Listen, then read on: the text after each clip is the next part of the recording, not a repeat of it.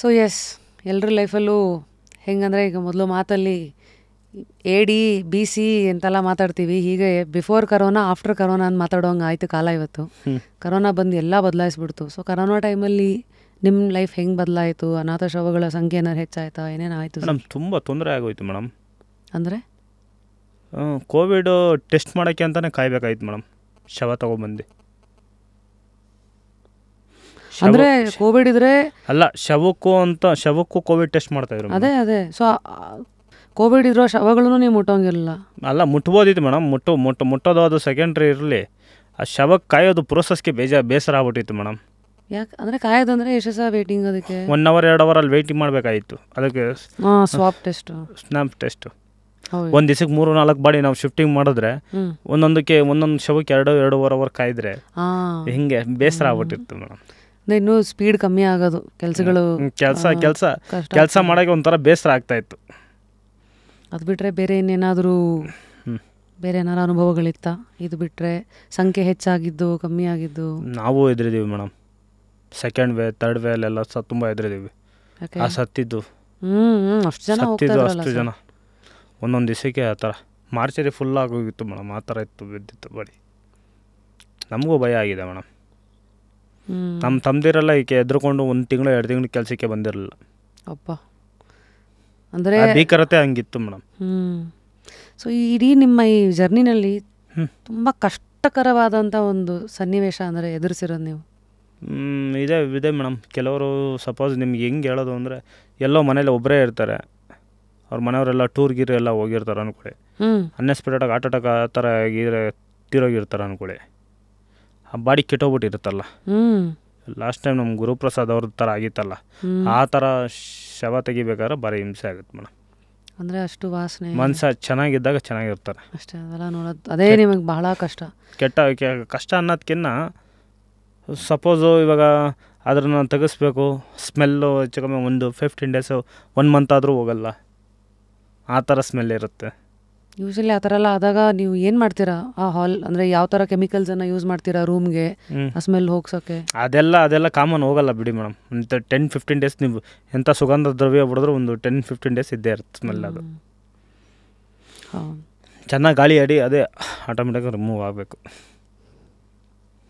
So ಕಷ್ಟಕರ ಘಟನೆ ಅಂದರೆ ಇದು. ಭಾಳ ತೃಪ್ತಿ ಕೊಟ್ಟಿರೋ ಘಟನೆ ಯಾವುದು? ತೃಪ್ತಿ ಇರೋದಕ್ಕೆ ಇದು ಈಗಲೂ ತೃಪ್ತಿನೇ ಮೇಡಮ್. ತೃಪ್ತಿ ಇರೋದಕ್ಕೆ ಕೆಲಸ ನಡೆಸ್ಕೊಂಡು ಹೋಗ್ತಾರೆ ಅದು ಮೇಡಮ್. ಅದೇ ನಿಮ್ಮ ಸಮಾಧಾನ ಸಾರ್ಥಕತೆ ಇದೆ ಮೇಡಮ್. ಅದೇ ತುಂಬ ಖುಷಿ ಅನ್ನಿಸ್ತಿದೆ. ಇಟ್ಟಿದೆ. ಮತ್ತು ನಮ್ಮ ತಂದೆ ತೀರೋದ್ಮೇಲೆ ಮೊದಲನೇ ಇಂಟ್ರು ನಿಮ್ಮ ಶೋಲೇ ಮೇಡಮ್ ಬರ್ತಾ ಇರೋದು. ಓಹೋ. ನಾನು ಯಾವತ್ತೂ ಶೋಗೆಲ್ಲ ಹೋಗಿಲ್ಲ ಮೇಡಮ್, ಎಲ್ಲೂ ಹೋಗಿಲ್ಲ.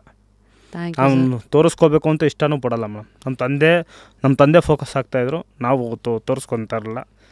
ಇತ್ತೀಚಿನ ದಿನಗಳಲ್ಲಿ ನಮ್ಮ ತಂದೆ ತುಂಬ ಜನ ಕೇಳಿದ್ರು, ಮಾದೇವಪ್ಪರು ತೀರೋದ್ಮೇಲೆ ಕೆಲಸ ಬಿಟ್ಬಿಟ್ರ ಅಂತ ಗೊತ್ತಾಗಲಿ ಅಂತ ಹೇಳ್ತಾಯಿದ್ದೀನಿ ಅಷ್ಟೇ ಮೇಡಮ್. ನಾನು, ನಮ್ಮ ತಮ್ಮ ಅರುಣ್, ನಮ್ಮ ತಮ್ಮ ಕಿರಣ್ 3 ಜನ ಈ ಕೆಲಸ ಮುಂದುವರಿಸ್ತಾ ಇದ್ದೀವಿ ಮೇಡಮ್. ವಾವ್. ಇಂಗ್ಲೀಷಲ್ಲಿ ಒಂದು ಮಾತಿದೆ, ಅಂದರೆ ಯೂಶಲಿ ಜನ ಏನೋ ದುಡ್ಡು ಅಥವಾ ಜನಪ್ರಿಯತೆ ಇದ್ರ ಹಿಂದೆ ಓಡ್ತಾರೆ. ಅಂದರೆ ನಿಮ್ಮಂಥ ಮನುಷ್ಯನ ನೋಡಿದಾಗ ನೀವು ಸಾರ್ಥಕತೆ ಹಿಂದೆ ಓಡ್ತಾ ಇದ್ದೀರಾ. ಸಮಾಜಕ್ಕೆ ನಮ್ಮಿಂದಲೇ ಏನಾದ್ರು ಆಗಲಿ ಅಂತ ಓಡ್ತಾ ಇದ್ದೀರಾ. ನಿಮ್ಮ ನಂಬಿಕೆಗಳನ್ನು ಗಟ್ಟಿ ಮಾಡಿರೋ ಪುಸ್ತಕಗಳು ಯಾವ್ದಾದ್ರು ಇದೆಯಾ? ಯಾವ್ಯಾವ ಥರ ಪುಸ್ತಕಗಳನ್ನು ಓದ್ತೀರಿ? ಕಾದಂಬರಿ ಅಥವಾ ಪುಸ್ತಕಗಳು ಅಥವಾ ಲೈಫೇ ಪುಸ್ತಕ ಆಗೋಗಿದೆಯಾ? ಲೈಫೇ ಪುಸ್ತಕ ಮೇಡಮ್. ಅದು ಇದು ಸ್ಟೋರೀಸ್ ಓದ್ತಾ ಇರ್ತೀನಿ ಮೇಡಮ್. ಓದ್ತಾ ಇರ್ತೀನಿ. ಫ್ರೀ ಇದ್ದಾಗ ಏನು ಮಾಡ್ತೀರಾ ಸರ್? ಓದ್ತೀನಿ ಮೇಡಮ್. ಟೈಮ್ ಪಾಸ್ ಹೆಂಗೆ ಮಾಡ್ತೀರಿ? ಇವಾಗ ಮಕ್ಕಳ ಜೊತೆ ಆಟ ಆಡ್ತೀವಿ, ಇಲ್ಲ ಶವಾಗಾರದ ಹತ್ರನ ಕ್ರಿಕೆಟ್ ಆಡ್ತೀವಿ. ಒಂದು ಚಿಕ್ಕ ಗ್ರೌಂಡ್ ಥರ ಇದೆ ಅಲ್ಲಿ. ನಾವು ವರ್ಕರ್ಸ್ ಜನ ಇಲ್ಲದೆ ಇದ್ದಾಗ, ಕೇಸಸ್ ಇಲ್ಲದೆ ಇದ್ದಾಗ ಸಣ್ಣ ಕ್ರಿಕೆಟ್ ಆಡ್ತೀವಿ. ಇವತ್ತೆಲ್ಲ ಸ್ಟ್ರೆಸ್ಸು ಅಂತ ಮಾತಾಡೋ ಪ್ರಪಂಚ. ಒಬ್ಬೊಬ್ರು ಒಂದೊಂದು ಮಾಡ್ತಾರೆ. ಅವರು ಕ್ರಿಕೆಟ್ ಆಡ್ಬೋದು ಅಥವಾ ಏನೋ TV ಸೀರೀಸ್ ನೋಡ್ಬೋದು. ನೀವು ನಿಮ್ಮ ಸ್ಟ್ರೆಸ್ಸು ಅವೆಲ್ಲ ಕಮ್ಮಿ ಮಾಡ್ಕೊಳ್ಳೋಕೆ ಏನು ಮಾಡ್ತೀರಾ ಕ್ರಿಕೆಟ್ ಬಿಟ್ಟು?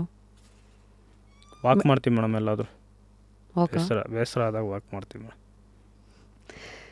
ಬೆಳಗಾದರೆ ನೀವು ಇಷ್ಟೊಂದು ಸಾವು ನೋವಿನ ಮಧ್ಯೆ ಇದಿರಲ್ಲ, ಅಷ್ಟು ಗಟ್ಟಿ ಮಾಡ್ಕೊಂಡಿದ್ದೀರಾ, ಆತ್ಮಸ್ಥೈರ್ಯ ಚೆನ್ನಾಗಿದೆ. ಎಷ್ಟೋ ಜನ ನಮ್ಮನ್ನು ನೋಡ್ತಾ ಇರೋರಿಗೆ ಆತ್ಮಸ್ಥೈರ್ಯ ಅಥವಾ ಏನೋ ಜೀವನದ ಬಗ್ಗೆ ನಂಬಿಕೆಗಳು ಹೊರಟೋಗಿರುತ್ತೆ. ಅವ್ರಿಗೆ ಏನಾದ್ರು ಹೇಳೋಕ್ಕೆ ಇಷ್ಟಪಡ್ತೀರಾ? ಯಾವುದೇ ಕೆಲಸ ಮಾಡಿದ್ರು ಶ್ರದ್ಧೆಯಿಂದ ಮಾಡಿದ್ರೆ ಒಳ್ಳೇದಾಗುತ್ತೆ ಅನ್ನೋದೊಂದು ಭಾವನೆ ಮೇಡಮ್. ಮತ್ತು ಈ ಇನ್ನೊಂದು ನೀವು ಮಾಡೋ ಕೆಲಸದ ಮೇಲೆ ಗೌರವ ಇಡಿ, ಖುಷಿಗೆ ಕೆಲಸ ಮಾಡಿ ಅಂತ ಅಷ್ಟು ಹೇಳೋಕ್ಕೆ ಇಷ್ಟಪಡ್ತೀನಿ ಮೇಡಮ್. ಮತ್ತು ಎರಡನೇದು ಜೀವನಾನ ಪ್ರೀತಿಸೋದು ಉಳಿಸ್ಕೊಳ್ಳೋದು, ಅದರಿಂದ ಗಳಿಸ್ಕೊಳ್ಳೋದೇ ಇವೆಲ್ಲ ಬದುಕಿರೋರ್ಗು. ಅದ್ರ ಬಗ್ಗೆ ಏನಾದ್ರು ಈಗ ಸೂಸೈಡ್ ಮಾಡ್ಕೊಳ್ಳೋರು, ಈ ಥರ ಜೀವನದ ಮೇಲೆ ಜಿಗುಪ್ಸೆ ಬರ್ಸ್ಕೊಂಡಿರೋರು ಅವ್ರಿಗೇನಾದ್ರು ಹೇಳ್ತಾರೆ. ಯಾಕಂದರೆ ಸಾವು ಶವಗಳನ್ನು ನೋಡಿದವ್ರಿಗೆ ಗೊತ್ತು ಜೀವದ ಬೆಲೆ. ದೇವರು ನಮಗೆ ಅಂತ ಒಂದು ಇದು ಜೀವ ಕೊಟ್ಟಿದ್ದಾರೆ ಮೇಡಮ್. ಅದಾಗ ಅದೇ ದೇಹದಿಂದ ಆಚೆ ಹೋಗೋವರೆಗೂ ವೆಯ್ಟ್ ಮಾಡಬೇಕು ಮೇಡಮ್. ಸೂಸೈಡ್ ಮಾಡ್ಕೋಬಾರ್ದು ಅನ್ನೋದು ಒಂದು ಹೇಳ್ತೀವಿ ಅಷ್ಟೇ ಮೇಡಮ್. ಎಷ್ಟೋ ಜನ ಸಣ್ಣ ಚಿಕ್ಕ ಇದಕ್ಕೆಲ್ಲ ಸೂಸೈಡ್ ಮಾಡ್ಕೊಳ್ಳೋ ಕೇಸಸ್ ಬರುತ್ತೆ, ಅಲ್ಲಿ ನೋಡ್ತೀವಿ. ತುಂಬ ಬೇಸರ ಆಗುತ್ತೆ ಮೇಡಮ್. ತಂದೆ ತಾಯಿ ತುಂಬ ದುಃಖದಲ್ಲಿ ಅಳ್ತಾರೆ ಮೇಡಮ್. ಈ SLC PUC ರಿಸಲ್ಟ್ ಬಂದಾಗ ಸಣ್ಣ ಪುಟ್ಟ ರೀಸನ್ಗೆ ಸೂಸೈಡ್ ಮಾಡ್ಕೊಬಿಟ್ಟಿರ್ತಾರೆ ಮೇಡಮ್. ಮಾರ್ಕ್ಸ್ ಕಮ್ಮಿ ಆಯಿತು ಅಂತ ಮಾಡ್ಕೊಂಡಿರ್ತಾರೆ ಕೆಲವರು. ಅವೆಲ್ಲ ಮಾಡ್ಕೋಬೇಡಿ ಅಂತ ಹೇಳ್ತೀವಿ ಅಷ್ಟೇ ಮೇಡಮ್.